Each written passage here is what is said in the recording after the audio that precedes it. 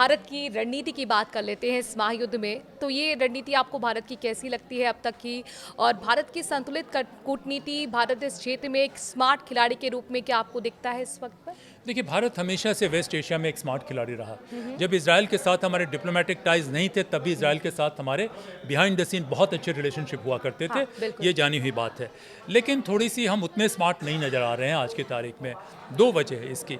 और ईरान की भी मैं बात कर रहा हूँ कि 1979 के बावजूद, ईरान में होने के बावजूद, मैं तो कई मल्टीलैटरल फोरम में जो थोड़ा बहुत मेरा अनुभव रहा है, कुछ डिटेल में नहीं कहूँगा, ईरान के लोगों से हमेशा हमारे अच्छे संबंध रहे। हम दुनिया की अकेले ऐसी शक्ति थे, ये कीजिएगा, याद रखिएगा, दुनिया के अकेले ऐसे शक्ति थे जिसकी ईरान हो, सऊदी अरेबिया हो, इजराइल हो, तमाम लोगों से हमारे अच्छे संबंध थे। बीच बीच में ओआईसी और पाकिस्तान को कभी कभी नेचुरली हमें शक था कि अमेरिका के इशारे पे कभी कभी कुछ ताकतें हमारे खिलाफ चली जाती थी। तो हाल में निश्चित रूप से मैं मोदी जी की बहुत तारीफ़ करूँगा कि उन्होंने सऊदी के साथ, यूएई के साथ, सबके साथ अच्छे संबंध बनाए, लेकिन और अच्छे हो सकते थे, मैं ये भी मानता हूँ। दूसरी बात मैं कहूँगा कि इस अच्छे संबंध होने के बावजूद हम इसे हार्नेस नहीं कर पाए। जब चाबहार में हमारा पोर्ट था, या जब हम अमेरिका के प्रेशर में हमने ईरान से ट्रेड बंद कर दिया, वो हमारी एक साइकोलॉजिकल वीकनेस थी।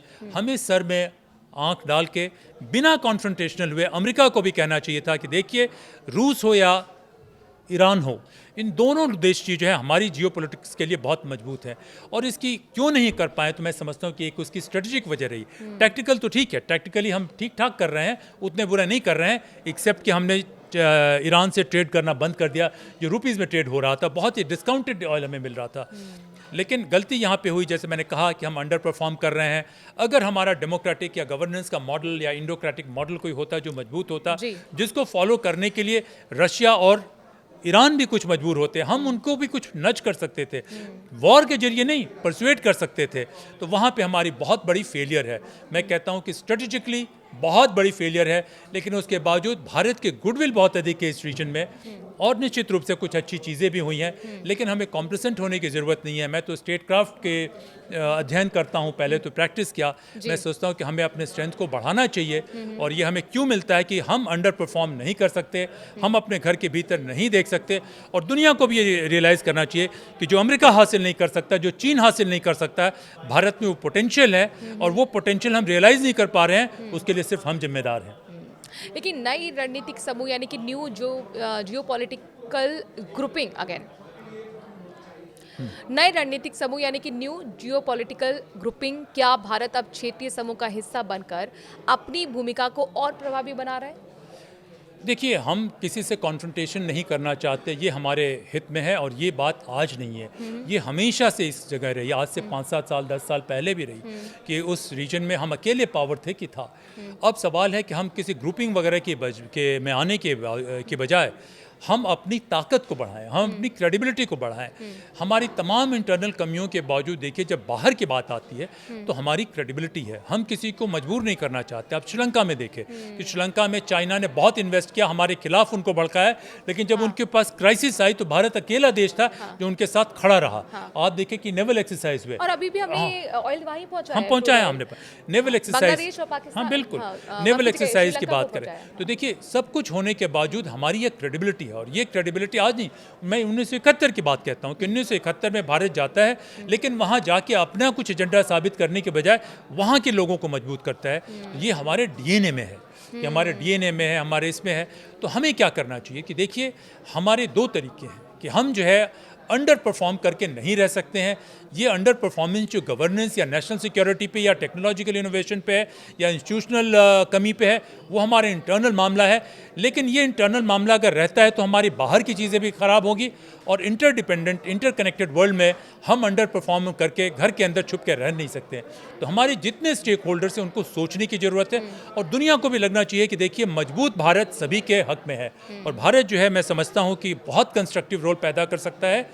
और ये सिर्फ युद्ध रोकने के लिए भी नहीं ना, वही मैं कह रहा हूँ कि युद्ध रोकने के लिए भी नहीं, अंदर और बाहर की, मैं स्टेट क्राफ्ट की मैं बात जो कर रहा हूँ, अंदर से ताकत को बढ़ाएं और बाहर से इंगेज करें, किसी से डरे नहीं, किसी के पिछलग्गू बनने की कोशिश मत करें। जो हमारी मॉरल स्ट्रेंथ है, जो हमारी कॉन्शियंस है, जो उचित और अनुचित क्या है भारत को मालूम है, उसको लेके सभी से ऐसी बात करें। हमारा मकसद यही होना चाहिए कि नुकसान किसी का नहीं हो। हम तो जब वसुधैव कुटुंबकम की बात करते हैं तो हम में तो पैरोकिलिज्म है नहीं। हम तो एक ऐसे वर्ल्ड ऑर्डर की बात करते हैं जिस वर्ल्ड ऑर्डर में सारे लोग डिग्निटी के साथ रह सकें। तो भारत अगर ग्लोबल साउथ का भी लीडर है तो चाइना के साथ भी बात करें, इनके साथ भी बात करें, लेकिन बात करने से बात बनती नहीं है। जब तक आपकी ताकत नहीं है, मिलिट्री ताकत नहीं है, टेक्नोलॉजिकल ताकत नहीं है, इकोनॉमिक ताकत नहीं है, और निश्चित रूप से सही जगह पे गुडविल या कनेक्ट डिप्लोमेटिक प्रोविस नहीं है, तो सिर्फ आपकी बात को कोई सुनने वाला नहीं है। तो इस बात को भारत रियलाइज़ करे, और मैं समझता हूँ कि भारत को शॉर्ट टर्म में भी नहीं बल्कि लॉन्ग टर्म में भी बहुत बड़ा रोल प्ले करने की ज़रूरत है। मैं बार बार कहता हूँ कि एक मजबूत भारत पूरी दुनिया की सुरक्षा के लिए और स्थायित्व के लिए बहुत आवश्यक है। क्या भारत को चीन के दबदबे वाले एशिया के लिए तैयार रहना चाहिए? जैसा आपने एक यहाँ पर संकेत दिए कि अब जो है वो चीन के लिए उभार आने वाला समय है, इस युद्ध के बाद तो कम से कम ऐसे ही दिखता है। निश्चित रूप से चीन का दबदबा बढ़ रहा है और चीन के बहुत सारे बड़े स्पेशलिस्ट स्किल हैं, और चीन के स्पेशलिस्ट स्किल से इससे नहीं कि चीन बड़ा पावर हो गया तो हमें तैयार रहना है। चीन की एक स्ट्रेटेजिक साइकी है, और चीन की साइकी यही है कि वो नहीं चाहते कि दुनिया में कोई भी ताकत, कोई भी देश उसको चैलेंज कर सके। वो एक हायरार्किकल सर्विट्यूड में विश्वास करते हैं। चाइन की जो कन्फ्यूशनिज्म की जो फिलॉसफी है वो क्या है कि आप अपने से बड़ों का हमेशा सम्मान कीजिए, और वो समझता है, चीन समझता है कि वो भारत के मुकाबले या किसी और के मुकाबले वो economically, militarily, technologically, governance wise एक सुपीरियर पावर है। तो वो चाहेगा कि वो हायरार्की में हमें कहीं नीचे पोजीशन करने की कोशिश करे। तो देखिए, कभी भी ये जियोपॉलिटिक्स में ये चीज़ें इतनी आसान नहीं होती, बहुत सारे रास्ते होते हैं। तो चीन का दबदबा जरूर बढ़ेगा, और चीन की एक और ताकत होती है डिसेप्शन, स्टेल्थ, कवर्ट वॉरफेयर में चीन बहुत आगे है। आप देखिए कि दुनिया में जहाँ जहाँ गया है, बर्मा को आप देखिए, म्यांमार को देखिए कि सारे लोग लड़ रहे हैं लेकिन वहाँ के सारे क्रिटिकल रिसोर्सेज चीन के पास जा रहे हैं।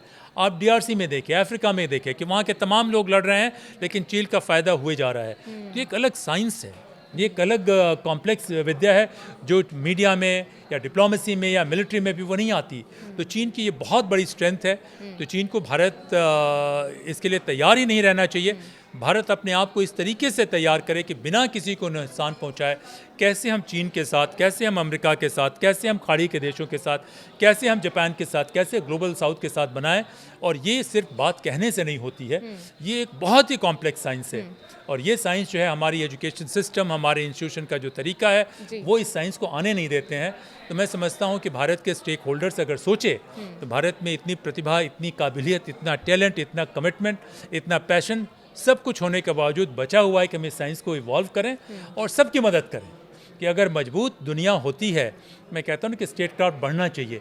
ये संभव है कि ईरान को भी ठीक किया जा सकता था, ये संभव है कि इजराइल को भी ठीक किया जा सकता है, ये संभव है। उन लोगों में क्या दिक्कत है? आप देखिए कि इजराइल में सब कुछ होने के बाद यूएस का एक ऐसा तबका है जो बहुत ही ठगिश है, बहुत ही उतना ही रेडिकल है, उतना ही अग्रेसिव है, उससे भी तो खतरा है, इस्लामिक वर्ल्ड में भी है। और ट्रम्प साहब का क्या मानना है कि भाई हम तुम्हारे ऑयल को भी ले लेंगे, इसको भी ले लेंगे, उसको भी खत्म कर लेंगे।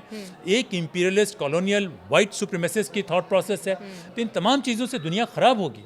तो भारत को ये बताना चाहिए कि तमाम टेक्नोलॉजिकल पावर के बावजूद हम भी अपने आप को बनाएंगे, उस एरिया में फोकस करेंगे और बेहतर दुनिया के हम सबसे बड़े एम्बेसडर बन सकते हैं, ग्लोबल एम्बेसडर बन सकते हैं और ग्लोबल एक लीडर भी बन सकते हैं।